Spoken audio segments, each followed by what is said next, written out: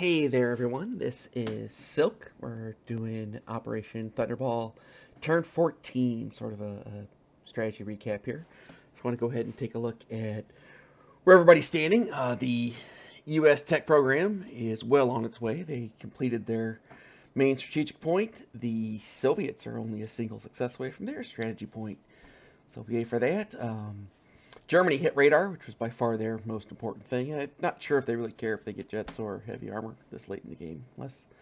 Less important. Japan really needs to finish these factories. They're really getting a big part of what I was trying to do with them, and it's not getting done. It's causing problems. And then these two are here, just some quality of life tech that you're seeing coming along, which is usually pretty normal at the late stage of the game. Which techs you acquire often matters a lot less because you're just kind of running out of time to utilize them. So you'll see LRA and Radar both get snagged late just because they're instant build techs. So they're usually in the second or third wave there.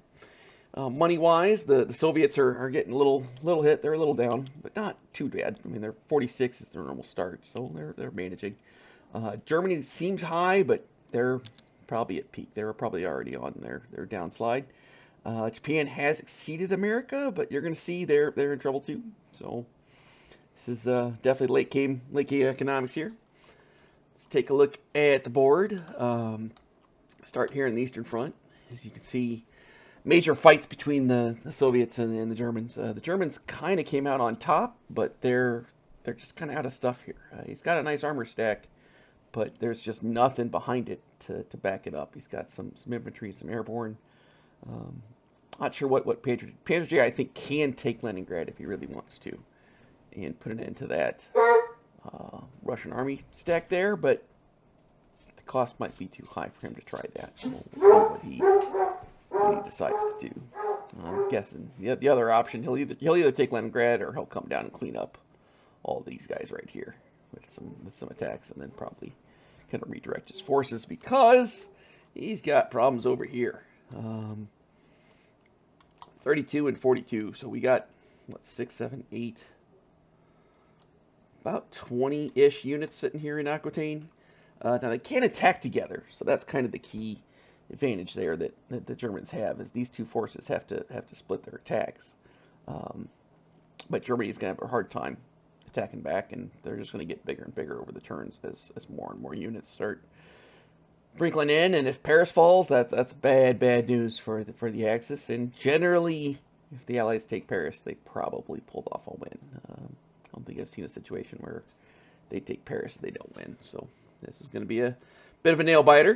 Japan is still in control of India, so that's definitely what the Axis have going for them. But here comes the Brits. They're all set to go. They've got quite a large fleet there, kind of with the Japanese fleet trying to kind of hold them off at bay, with India in the middle. That's what you're seeing there.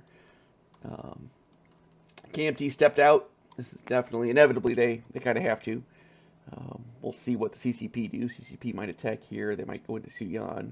There's all sorts of choices there for them to do. Not sure how we're going to handle that with Japan either. And then over here was the big fleet battle. This was just did not think what I was doing, and I lost my fleet there. Definitely a bummer. It does put the American fleet a little bit out of the way, but he wants to come down here and save Sydney, and he probably has. I think if I had this fleet still intact, I would have been all right, but that required a lot more. I would have had to spend more ships over here to actually make the blockade work, and didn't see it. Didn't think of the Brits clearing my blockade there, and the Americans sweep in. So big mistake on Japan's part. Those things do happen. Everybody makes them.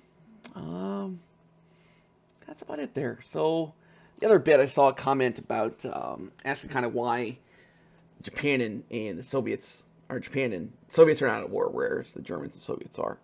Diplomacy is kind of tricky in this game, very much on purpose. It is a three-faction game, whereas Axis and Allies, of course, is only two. And there's a lot of key distinctions in that three factions. You kind of want to help sort of for yourself, but also make sure that your partners make do. And Soviets, their role is to kind of play both of the other alliances off each other a little bit and try to kind of get paid in the middle. And it's a little bit of what happened. Bruce, I had reached out to Bruce to see if he was interested in doing the non-aggression pact, and we negotiated a little bit. He agreed to it as long as I paid him, which I did later on once he went to war. And in that process, it creates a very demilitarized zone here. Neither the Japan or the Soviets generally will put units there because they have the pact. Now the pact can get broken. It's just 5 IPP from either side can break it, but you're kind of paying for the privilege. And unless you really are gonna sweep in and take a lot of territory, it's not worth a whole lot when you have other things to do. And by signing the pact with Russia, that let me focus on the KMT, which served the CCP well. That's why they're if you kind of look, their army really is not. It's about on par with what the KMT have at this point, but a lot of forces went after the KMT and left the CCP alone, and that's kind of what Bruce bought with that agreement.